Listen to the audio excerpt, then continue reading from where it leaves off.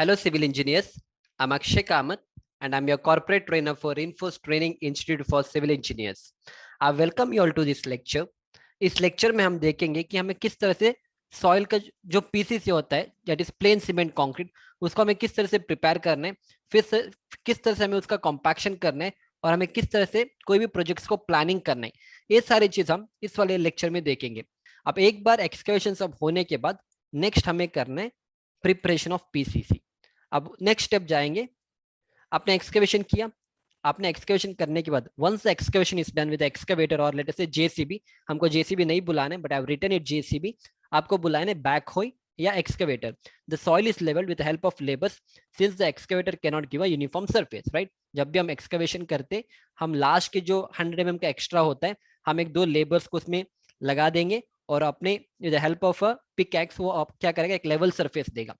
Two laborers are deployed at an excavation pit and with the help of a pickaxe and earth rammer, the soil is leveled uniformly.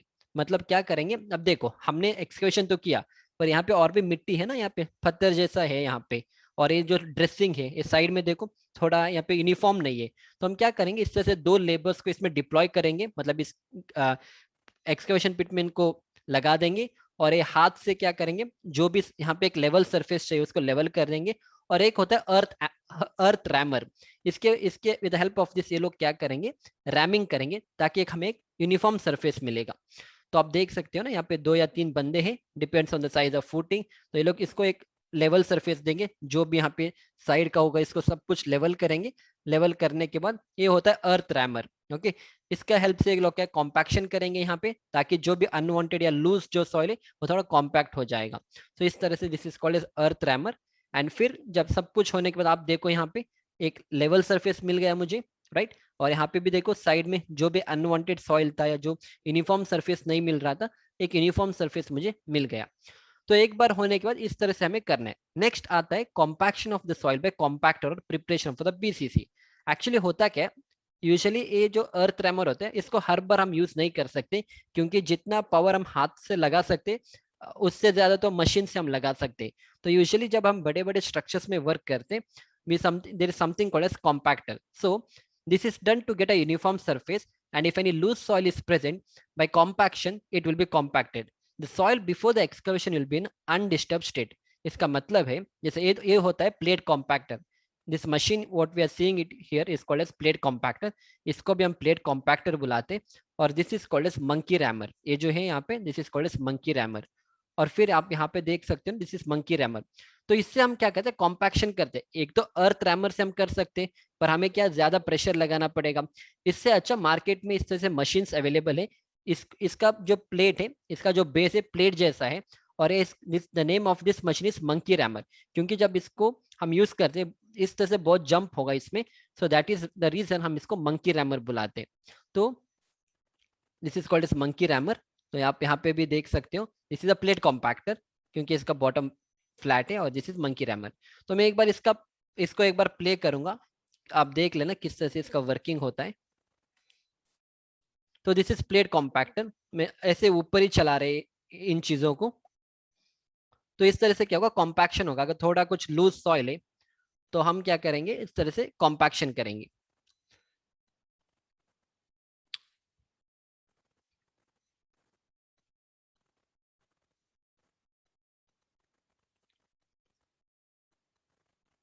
फिर ये होता है monkey rammer, क्योंकि थोड़ा jumping करता है इसलिए we call it as a monkey rammer. जैसे मंकी जंप करते हैं, जैसे बंदर जंप करता है, इसी तरह से इसमें जो हाइड्रोलिक है, आई मीन जो जंप होता है इससे से जंपिंग होता है।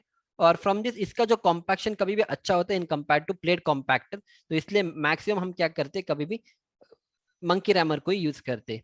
तो आप यहाँ पे देख सकते हो इस तरह से जंपिंग होगा, and because of that there is a good compaction happening, right. I hope आपको यहाँ तक समझ में आया होगा।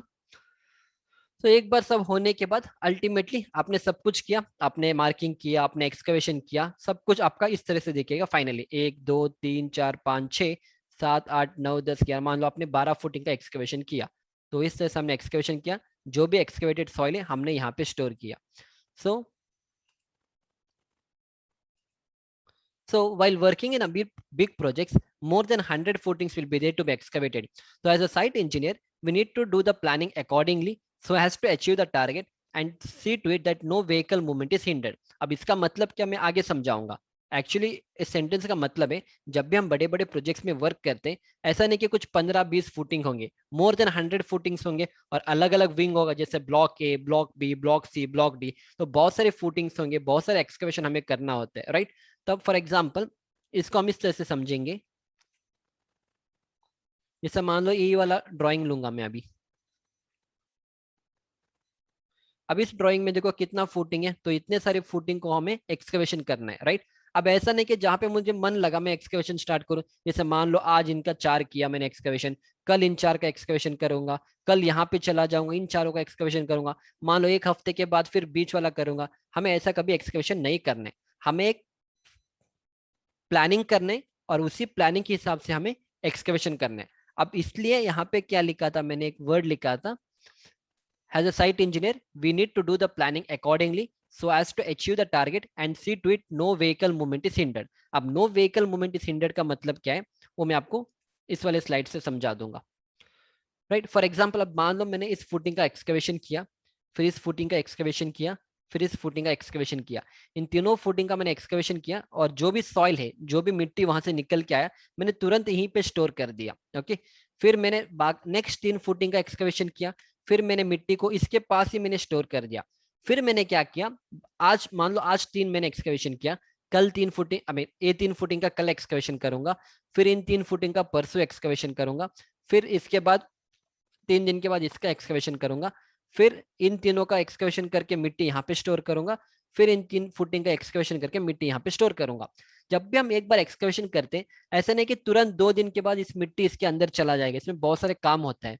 एक्सकवेशन किया, इसका कॉम्पैक्शन करना पड़ेगा, जैसे प्लेट कॉम्पैक्टर यूज करना पड़ेगा, फिर आपको पीसीसी लगाना पड़ेगा, फिर रीइंफोर्समेंट लगाना पड़ेगा, फुटिंग का मेश लगाना पड़ेगा, फिर आपको कॉलम का रीइंफोर्समेंट लगाना पड़ेगा, फिर आपको कॉलम का कॉन्क्रीटिंग, कॉलम का शटरिंग, कॉलम का कॉन्क्रीटिंग. मान लो 10 से 15 दिन तो ऐसे ओपन ही रहेगा. अब मान लो आपको 2 दिन के बाद इसमें पीसीसी करना है, इसमें भी पीसीसी करना है और इसमें भी पीसीसी करना है. तो हम क्या करते हैं, ट्रांजिट मिक्सर को बुलाते हैं.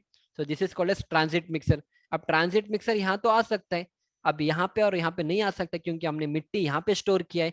तो इसको मूवमेंट क्या होगा, हिंडर होगा, मतलब ये आगे नहीं जा सकता है. मान लो कैसे भी करके आपने यहाँ तक पीसीसी किया, अब यहाँ का क्या कैसे पीसीसी करोगे, क्योंकि आगे तो पूरा आपने मिट्टी स्टोर करके रखा. सेम यहाँ पे भी सेम चीज है. मान लो आपने यहाँ पे और यहाँ पे आपने पीसीसी लगाए, पर बाकी आपको एरिया में आप जो पीसीसी होगा आप नहीं लगा सकते. मतलब आपने एक्सकवेशन तो किया, वो तो ठीक किया, पर आपने प्लानिंग नहीं किया कि मिट्टी को कहाँ पे स्टोर करना है, कितने दिन के बाद कौन सा एक्सकवेशन करना था, आपने इसको प्लानिंग नहीं किया. तो इसको किस तरह से हमें प्लानिंग करना है, so this is called as wrong planning.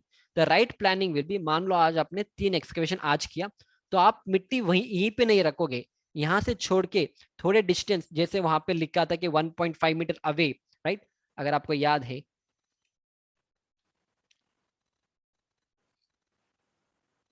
Yeah, check whether the excavated material is kept away at least 1.5 meter from the edge of the pit or the trench. Okay, तो हम क्या करेंगे, वहां से हटके थोड़ा दूर हम रखेंगे इस मिट्टी को. फिर अगले दिन आऊंगा, इन तीनों का मैं एक्सकवेशन करूंगा, फिर मिट्टी को मैं यहाँ पे लगाऊंगा. फिर मैं क्या करूंगा, यहाँ का फुटिंग का एक्सकवेशन नहीं करूंगा, फिर मैं डायरेक्टली नीचे 3, मतलब यहाँ लास्ट में जो 3 फुटिंग है इसका एक्सकवेशन करूंगा, मिट्टी को यहाँ पे स्टोर करूंगा, फिर इन तीनों का मैं एक्सकवेशन करके यहाँ पे लगाऊंगा. अब जो मेरा ट्रांसिट मिक्सर आएगा वो पूरा पूरा जा सकता है, राइट. तो हर एक जगह पे पीसीसी होगा, हर एक जगह पे फुटिंग का कंक्रीटिंग होगा, सब कुछ कर सकता हूँ. फिर इसी लाइन में भी मेरा ट्रांजिट मिक्सर आ सकता है, तो यहाँ पे भी जो भी पीसीसी का काम सब कुछ मैं यहाँ पे कर सकता हूँ. तो इस तरह से आपको प्लानिंग करना है. अगर आप सही से प्लान करोगे तब जाके आपका प्रोजेक्ट अच्छा सा आगे चला जाएगा और आपको कोई प्रॉब्लम नहीं होगा. अब इसका इंपॉर्टेंस क्या है प्रैक्टिकल पॉइंट ऑफ व्यू. अब जैसे मान लो मैंने ऑलरेडी आपको समझा दिया इन चीजों को, but still let me explain it once again. जैसे यहाँ पे देखो, अब आप क्या करोगे, यहाँ का तीनों का 4 फुटिंग का आपने एक्सकवेशन आज किया, और अगर आप मिट्टी यहीं पे स्टोर करोगे तो क्या होगा, आपका व्हीकल का मूवमेंट में प्रॉब्लम होगा. इसलिए हमें प्लान करना होता है कि मान लो आज मैं यहाँ का इस लेट अस से इसका इसका इसका इन 4 फुटिंग का एक्सकवेशन आज करूंगा और मिट्टी को मैं थोड़ा इस तरफ स्टोर करूंगा. फिर कल आके 1 2 3 4 इन 4 फुटिंग का एक्सकवेशन करूंगा और मिट्टी को यहाँ पे स्टोर करूंगा। तो क्या हो गया, इन 4 का हो गया, इन 4 का हो गया, फिर ऐसे में आगे चला जाऊंगा, इनका करूंगा, फिर इनका करूंगा, फिर इन चारों का करूंगा, फिर इन चारों को करूंगा। तब तक जो पीसीसी का काम होगा वो सब मैं यहाँ पे खत्म करते आऊंगा। फिर जो बचा हुआ टाइम, जब इसका बैक फिलिंग होगा तब इसका एक्सकवेशन स्टार्ट करेंगे। या सो इस तरह से हमें प्लानिंग करना होता है। अभी मैंने आपको एक रफली एक आइडिया दिया, ऐसा नहीं है कि जैसा मैं समझा वैसे आपको प्लानिंग करना है। Depends on the site condition, उसके हिसाब से हमें प्लानिंग करना होता है, right. So but planning we how to do always. जब तक हम प्लान नहीं करेंगे तब तक क्या होगा, इट्स वेरी डिफिकल्ट आपको प्रोजेक्ट को ऑन टाइम इसको फिनिश करने के लिए। अभी जो मैंने कॉन्सेप्ट बताया आपको प्लानिंग का, वो तभी अप्लाई होगा जब आप बड़े स्ट्रक्चर्स में काम करोगे।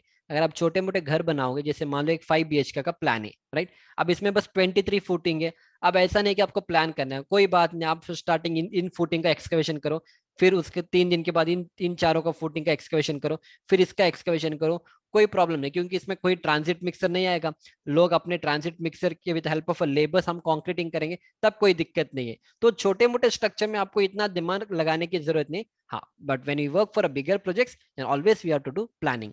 तो इसलिए always plan your projects. Failing to plan is planning to fail, right. जब भी आपको कोई भी प्लान करना है, जब भी आप अगर प्लान नहीं करोगे you are bound to fail. अगर आप प्लान करोगे, अगर फेल हो रहे हैं तब हमारे पास ऑप्शन होगा। अगर आप कभी प्लान ही नहीं करोगे तो definitely you are going to fail. That is why failing to plan is planning to fail, right. So इस तरह से हमें प्लानिंग करना है। अब लास्ट एक चीज मैं आपको एक्सप्लेन करूंगा। इसीलिए जब भी हम कोई भी काम लेते, हम क्या बनाते, एक बेसलाइन शेड्यूल बनाते। We prepare a baseline schedule. जैसे यहाँ पे देखो, मैंने यहाँ पे लिखा है, यहाँ पे लिखा है मैंने description of the block has पर द मास्टर कंस्ट्रक्शन। तो मैंने यहाँ पे लिखा कि अर्थ वर्क मतलब जो एक्सकवेशन होगा, मैं स्टार्ट करूंगा एक्सकवेशन 1 अगस्त 2021 को स्टार्ट करूंगा। लेट अस कंसीडर कि 1 अगस्त, जैसे मान लो अभी 1 अगस्त नहीं है, जैसे मान लो 13 अगस्त है, तो मैं इसको यहाँ पे लगा दूंगा 13 अगस्त। 13 अगस्त को मैं स्टार्ट करूंगा एक्सकवेशन, और हम ये मान के चलेंगे कि 30 दिन में मैं पूरा एक्सकवेशन खत्म करूंगा। अब इसके लिए भी आपको प्लानिंग करना है। अब प्लानिंग करने के लिए आपको एक्सपीरियंस चाहिए। तो आप जब 2-3 अलग अलग प्रोजेक्ट्स में वर्क करोगे, आपको एक आइडिया मिलेगा, ओके अगर इतना फुटिंग है तो हो सकता है, मतलब हम एक रफली प्लान करेंगे 30 दिन के अंदर मैं पूरा फुटिंग का एक्सकवेशन खत्म करूंगा। इन 30 फुट, इतना जो फुटिंग मुझे यहाँ पे दिख रहा है, इन सारे फुटिंग्स को मुझे 30 दिन में खत्म करना है। तो मैंने एक रफली प्लान किया। तो हम क्या करेंगे, यहाँ पे लिखेंगे कि 13 अगस्त को 2021 को, सॉरी 2021 को मैं स्टार्ट करूंगा। मुझे 30 दिन लगेंगे मेरे सारे एक्सकवेशन को खत्म करने के लिए। तो 30 दिन, 13 अगस्त से अगर आप 30 दिन जोड़ोगे तो 12 सितंबर 2021 में आपको पूरा फाउंडेशन का एक्सकवेशन आपको फिनिश करना है। इसी तरह से नेक्स्ट पीसीसी आएगा, फिर रिइंफोर्समेंट आएगा, फिर फॉर्मवर्क आएगा, फिर कॉन्क्रीटिंग करना है। ये सारे सब स्ट्रक्चर का हो गया। फिर आपका कॉलम का कॉन्क्रीटिंग, स्टार्टर कॉन्क्रीट, हर एक चीज का हमने यहाँ पे इस तरह से हम प्लानिंग करते हैं, which is called as baseline schedule. तो इसमें आपको एक आइडिया मिलेगा कि आप कब स्टार्ट कर रहे हो प्रोजेक्ट को आप स्टार्ट कर रहे हो 13 अगस्त 2021 को, और 14 मई 2023 आप इस प्रोजेक्ट को हैंड ओवर करोगे। टोटल 639 डेज आप इस प्रोजेक्ट पे काम करोगे, और हर डे क्या काम करना है, कितने महीने में कितना काम करना है, इस तरह से हमें हर एक चीज को यहाँ पे इस तरह से डिटेल्ड वे में हमें प्लानिंग करना होता है। जब हम प्लानिंग करेंगे तब जाके हमारा प्रोजेक्ट सक्सेसफुली हम कंप्लीट कर सकते हैं, राइट। तो इस तरह से प्लानिंग करने के लिए अपने पास MS प्रोजेक्ट MSP का एक सॉफ्टवेयर है, या आप प्राइमरीरा यूज कर सकते हो, या सिंपल जो चीज है आप एक्सेल शीट यूज करके इस तरह से हमें प्लानिंग करना है। आई होप आपको यहाँ तक समझ में आया होगा। So I hope you enjoyed this lecture up to here. We'll see you back in the next lecture. Thank you.